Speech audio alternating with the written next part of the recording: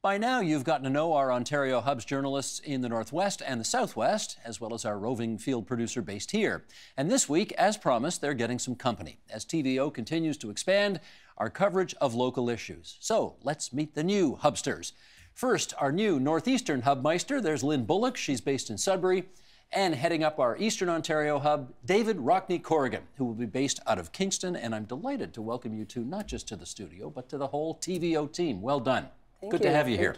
Lynn, let's start with you. Tell us a bit about your connection to Sudbury and Northeastern Ontario. Well, I'm born and raised in Sudbury. I did my bachelor's degree at Laurentian, master's degree in London, so I have traveled around a bit. First full-time job in broadcast journalism was in Timmins, so my coverage area was from Gogama north to the James Bay coast. So you know the Northeast, don't you? I loved it. I loved visiting all the communities, meeting the people, finding out how they see things, what their challenges are. And so I loved every minute of that. I later moved to the Sudbury newsroom, and then I wanted something new. So I went and worked in London for CTV, but eventually the North called me home. So I started a new job and a new career working at Cambrian College, where I had a variety of different roles in public relations, media relations, marketing, digital media. So I've learned so much about industries, about the government, how these public institutions function, what their challenges are. And now back to journalism. Now back to journalism. Here we go. Very good. Okay, David, your story. So I'm born and raised in Kingston, Ontario. I went to KCVI. KCVI, Kingston Collegiate and Vocational Institute. Right on. Which is Ontario's oldest post-secondary school, or secondary institution. Yeah.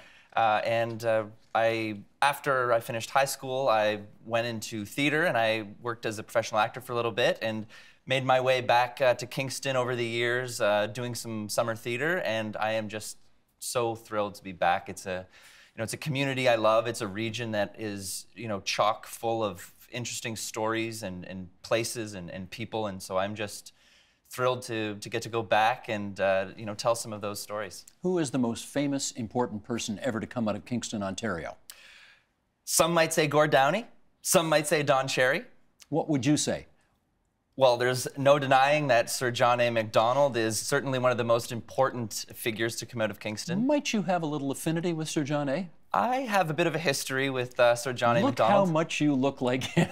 That's crazy. You've played him before. Yeah, so Tell the story. One of my gigs as an actor was playing Sir John A. McDonald and some of his cohorts, Darcy McGee and generals and people that were around him, and I played John A. in various forms, and we did a walking tour in Kingston. We did a musical for school children that toured Ontario and the East Coast, and I had my hair's a little bit shorter now, but I had that sort of sideshow bob hair that Sir John A. is known for, and I mean, I learned so much about Canadian history, and it was a delight to share that history, and knowledge with school children and other people coming through Kingston. And, I think John A. is a bit of a polarizing figure. And so it was interesting to sort of do it from an artistic point of view where we're allowed to explore some of the,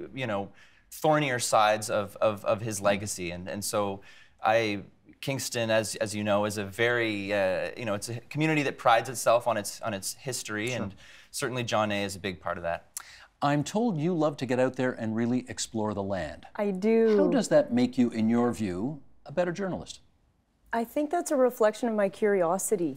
I see things and I'm compelled to go explore and see what's there, the history of it. I explored the Montreal River Dam and the gorge north of Lake Superior Labor Day long weekend, just following my nose, and found all kinds of actually rubbish. Seemed like a abandoned landfill site, but digging through the rubbish, you could kind of track the history of the place to the 1920s.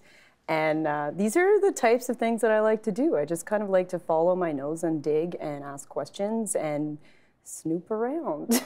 You like to go through garbage dumps. That's interesting. Well, you never know what you might find rifling through things that people have cast off or maybe don't want you to see. Interesting. Tell me why, because you both obviously came from different jobs and frankly, different careers before you got into this. So I want to know why you wanted this job. Why did you want to be a hubmeister for TVO in northeastern Ontario? When I saw this job posting, the reputation of the show, the reputation of the team, I grew up watching TVO. I've been watching Studio 2, I watched The Agenda.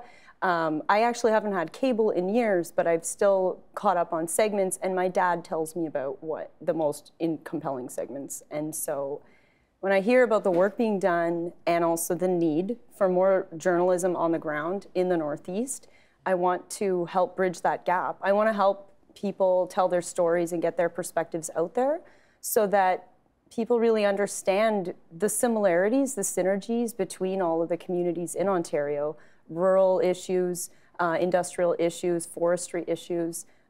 There's a lot going on, and I think there's a lot of untapped resources, and I think if I can help get those stories out there, we can move forward. The filling the gap is a really important point, because a lot of the weekly newspapers, for example, that people depended on are gone. That's right. So we're going to try to move into that space and help tell some of those stories. How about you? Well, on that point, I think that with newsrooms sort of getting smaller, we have a tendency, I think, to just hit on the big news stories, the breaking news stories. And I think what this will allow for Eastern Ontario is a little bit more in-depth coverage and taking those stories and really digging into them and seeing what issues are at play and having those conversations. And what I enjoy so much and I have admired for so long about this program is that there is that opportunity to really sink your teeth into something, and I'm really looking forward to that. So instead of just a surface sort of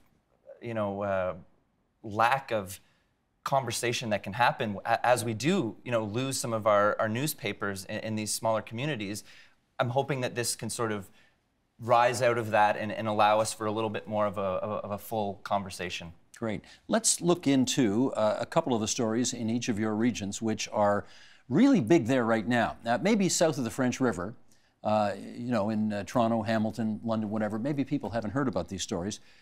But there's a debate about where to build a new hockey arena in Sudbury right now that is huge up there, involves big development, big money, casinos, it's all there. Fill us in on that. Give us the basic 411 on the arena debate in Sudbury. It's evolving every day. There are new players coming to the table. There are people that feel like their voices haven't been heard. What are they trying to do up there? They are trying to build a new entertainment district on the historic Kingsway, which used to be Highway 17, but now you can completely bypass if you do not want to go to Sudbury at all. You don't need to. Kingsway is not downtown. The Kingsway runs through downtown, but as I said, you don't need to go there at all. So they're hoping that this will be a way that they will draw tourists into the city, but also they think that it will be a way to get people to spend more money locally, the locals to spend their money. Yet there is a very vociferous anti-casino event center group forming that is saying if you build this thing out of the downtown, it's going to be a big mistake, that the downtown will suffer. That Sudbury's downtown is in a bit of trouble already. It is. They're putting in new investments downtown, a new performing arts center, library. Laurentian School of Architecture. Demolishing the old hockey arena. Absolutely. The architecture has really enlivened things. And if you haven't seen Sudbury's downtown in the last, say, 5 years, it's changed quite significantly, and it will continue to change. I mean, this has impacts outside of Sudbury as well. Sault Ste. Marie could talk about casino developments, the impact on their community. North Bay would also like to see investments like Gateway's making, and I think those are in the future. But there is a very embroiled debate occurring in Sudbury, and it's causing a lot of division. I mean, a lot of communities go through this. I remember Hamilton a few years ago needed a new football stadium. The big decision, do we put it downtown? You put it down by the waterfront? Do you put it in the East End where it ended up going? Wherever you do build it, it's a missed opportunity for where you don't build it. Some people, I guess, are looking at the Sudbury situation as saying this is a great opportunity to kickstart some development downtown. And if it doesn't go downtown, it's a missed opportunity. All that's in the air, right? Questions about city planning. City planning is the biggest conversation, and they have a downtown master plan, and people are saying that now they're ignoring their own plan. And so there's a lot of questions about use of public funds. How much should people invest in this? How much should the elected officials of today be able to control what's going on when decisions have been made prior to their obtaining their seats? So we'll have to connect, because I think there could be some lessons to be learned from Kingston, because it was just about 10 years ago that we were dealing with, or at the time, the LVEC, the large venue entertainment complex that was a huge debate in Kingston, eventually was situated right downtown. To many people's chagrin, it seems to be working out, but maybe that's something that we can talk about. This is the arena that got built downtown? This is the now known as the K-Rock Center, and the opening show, as you can imagine, was the Tragically Hip. And I saw Elton John perform there. My parents were there. They were there too? Yeah. That was a fantastic concert. Imagine seeing Elton John in like a 5,000-seat venue. It was so wonderful and intimate. That's a great arena. He's a legend. He is, yes, he is indeed. Your stories that you're looking into in Eastern Ontario. Sure. Pluck one for us. Well, I pride myself on being a generalist. I've got many varied interests, one of which is athletics and recreation. I grew up as an athlete. I was a tennis instructor, a volleyball player, basketball player, every sport, and I'm very interested in the physical health benefits and the social benefits of physical activity in sports and recreation. And I'm interested also in the way that cities and municipalities fit into this. So one thing that I'm looking at right now is Kingston's city-run golf course, which they've decided to close down as of this coming spring. And it's something that I know Toronto is currently discussing. They've got, I think, 6 city-run courses, and they're right now in that debate process. Okay, what do we do? And I know that in Kingston, formerly a garbage dump. Everybody in town calls it the dump because, you'd hit a ball down the fairway and it would bounce off a tire, and then you would get the, you get your one free shot. But they've decided to close it, and in its place, that they're going to be... Why? Too expensive to maintain? It's a big sort of piece of land in a premium location, and I think the sort of return that they were getting on it wasn't quite what they were hoping, and they are going to add some pickleball courts. So it speaks to the evolution of pickleball? What's pickleball is, if you can imagine a small tennis court, you play it on a tennis court in sort of the half court, and you play it with paddles and a rubber ball, and it's an activity that's taking off, especially among sort of the senior crowd.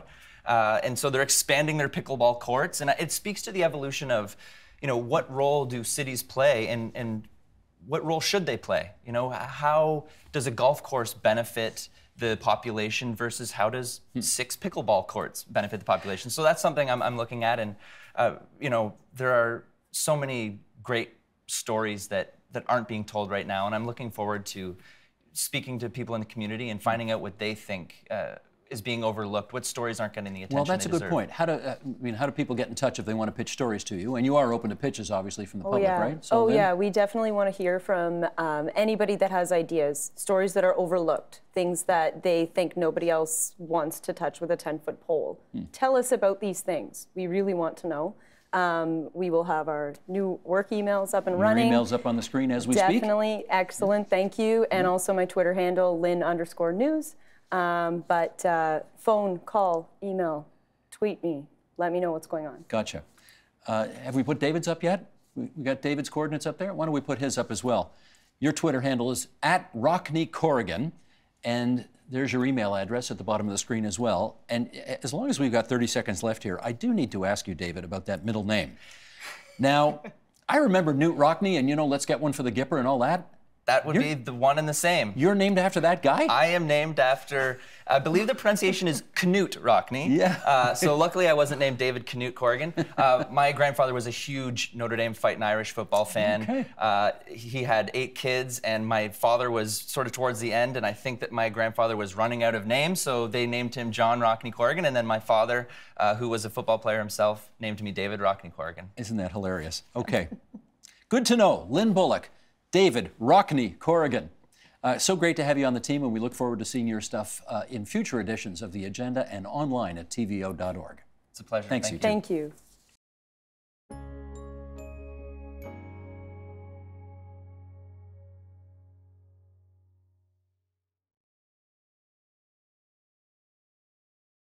The Agenda with Steve Paikin is brought to you by the Chartered Professional Accountants of Ontario.